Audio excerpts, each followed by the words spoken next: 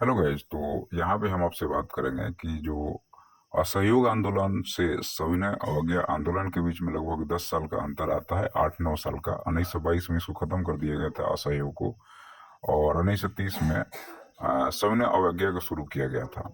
तो देखिए, सविनय अवज्ञा आंदोलन के समय पे ही या उससे पहले भगत सिंह और क्रांतिकारी गतिविधियां, चूंकि ये गर्म दल के नेता थे, भगत सिंह, बटुकेश्वर दत्त और चंद्रशेखर आजाद और राजगुरु। तो ये लोग क्या करते हैं कि 1929 में भगत सिंह और बटुकेश्वर दत्त ने सेंट्रल असेंबली में, जो कि अंग्रेजों की तरफ बनाया गया था, दिल्ली में था, वहां पे जाकर के और बम फेंकते हैं। बम में किसी को मारने का उद्देश्य नहीं था। उनका कहना था कि मैं बम इसलिए फेंका हूँ क्योंकि बाहरी सरकार है और इसको हम अपनी बात सुनाना चाहते थे। वे चाहते तो वो बम जो है सो सेंट्रल असेंबली में नहीं फेंक करके लोगों के बीच में फेंकते, 2-4-10 लोगों को मार भी देते। लेकिन उन लोगों ने ऐसा नहीं किया।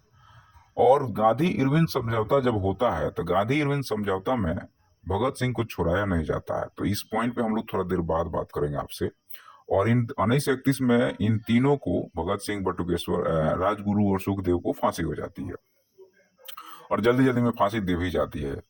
तो अब यहाँ पे चूंकि जब ये फांसी दे दी गई है, तो तीन लोग जो समाज को एक तरह से गांधी जी से ज्यादा मजबूत ओहदा के साथ भगत सिंह उभर रहे थे, तो समाज अचानक से आक्रोशित हो जाता है और एकता के रूप में सामने आता है।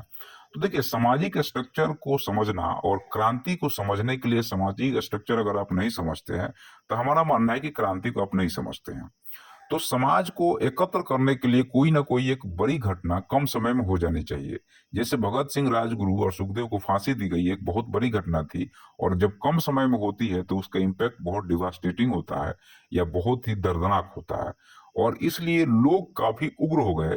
और यह घटना ने या उन लोगों की जान जाने से लोग जो है सो जाति धर्म समुदाय को अलग करके और एक साथ आके खड़े हो गए आंदोलन के लिए।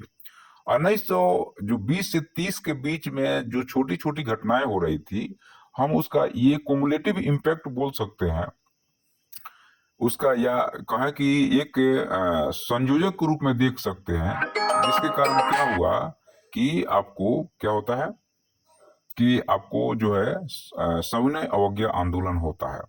अब यहाँ पे दूसरी बात ये आती है, थोड़ी सी इस पॉइंट पे हम आपको नजर दौड़ाना इसलिए चाहते हैं कि जब गांधी इरविन समझौता होता है, तो गांधी जी और इरविन के बीच में जब ये समझौता था कि जितने भी राजनीतिक लोग जो जेलों में बंद हैं उनको जेल से रिहा किया जाएगा, और जितने लोगों की संपत्तियां अंग्रेजों ने कब्जा करी है इस आंदोलन के दौरान उसको छोड़ा जाएगा। तो तो गांधी जी ने भगत सिंह को छुड़वाने के लिए कोई स्टेप क्यों नहीं लिया? या गांधी जी पे ये हमेशा क्वेश्चन मार्क लगते आया है कि क्या गांधी जी चाहते तो भगत सिंह को बचाया जा सकता था? तो ये बात कहीं ना कहीं एक सत्यता की तरफ ले जाती है। हालांकि ये बहुत ही कंट्रोवर्शियल सब्जेक्ट है, और अगर आप बहुत डीप में जाएंगे तो पता चलेगा। 2-4 मिनट में इसको कह देना सही नहीं मानता हूँ। लेकिन मेरा ये मानना है, लॉजिक पॉइंट ऑफ, देखिए, इमोशन में हम नहीं जाना चाहते हैं, हम लॉजिकली इसको प्रूव करना चाहते हैं कि गांधी जी एक इंपॉर्टेंट फैक्टर थे अंग्रेजों के लिए। तब तो गांधी जी को इरविन ने बुलाया कि भाई तुम हमारे पास में आओ, और हम लोग बैठ करके, और गांधी इरविन समझौता होता है। और कहा गया कि आप गोलमेज सम्मेलन या राउंड टेबल कॉन्फ्रेंस में जाइए, अपनी बातों को रखिए कि आप क्या चाहते हैं। और गांधी जी तैयार हो गए। और गांधी जी ने कहा कि जितने लोगों ने जेल में हमारे नेता बंद है उनको रिहा कर दो। तो गांधी जी ये भी तो कह सकते थे कि भगत सिंह, राजगुरु और सुखदेव को तुम छोड़ दो। और अगर अंग्रेज बोलते कि नहीं, मैं इनको नहीं छोड़ूंगा, तो गांधी जी भी तो अड़ सकते थे। लेकिन गांधी जी का अपना एक पॉइंट ऑफ व्यू क्या था कि भगत सिंह गरम दल के नेता हैं या हिंसक नेता हैं, और हमारा आंदोलन अहिंसक है।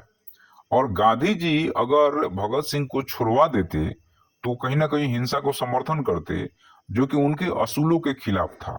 अब समझना बात को जरा, बहुत ही डीप और बहुत ही गौर करने वाली बात है यहाँ पे। तो गांधी जी के आंदोलन में जो सविनय अवज्ञा आंदोलन था, क्या उसमें हिंसा नहीं हुआ था?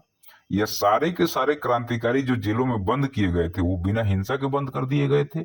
नहीं, उसमें हिंसा तो हुआ होगा, चार्जेस तो लगे होंगे, लेकिन उनको आप छुड़वा रहे हो और भगत सिंह को आप नहीं छुड़वा रहे हो।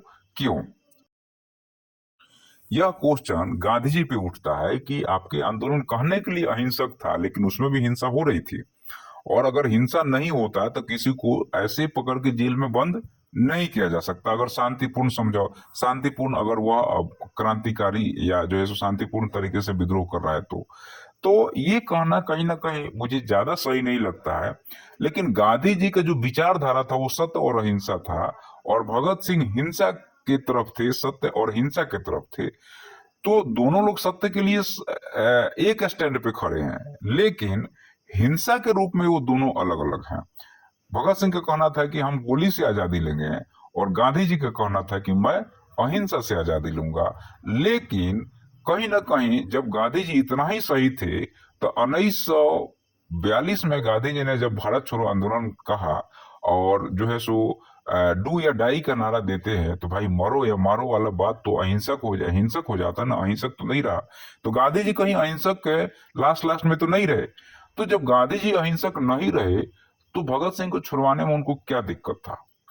तो भगत सिंह को गांधी जी चाहते तो छुड़ाया जा सकता था, लेकिन गांधी जी अपने वसूलों के कारण, या गांधी जी अपने विचारों के कारण, या गांधी जी अपने थॉट के कारण, या गांधी जी जिस रास्ते पे चल रहे थे उस रास्ते के कारण 3 लोगों को फांसी दी गई। अब इसका दूसरा पॉइंट ऑफ व्यू ये आ जाता है कि गांधी जी नहीं चाहते थे कि भगत सिंह आए या भगत सिंह बचे, क्योंकि उनकी लोकप्रियता कहीं ना कहीं कम हो रही थी। तो इस पॉइंट पे मैं नहीं जाना चाहता हूं, क्योंकि ये मुझे ज्यादा इलॉजिकल लगता है, इमोशनल लगता है। लॉजिकल पॉइंट यही था कि गांधी जी अगर भगत सिंह को छुड़वाते, उनका साथ देते, मतलब गांधी जी हिंसा का साथ देते, इसलिए गांधी जी ने भगत सिंह को नहीं छुड़वाया। लेकिन यह एक सही कदम नहीं था।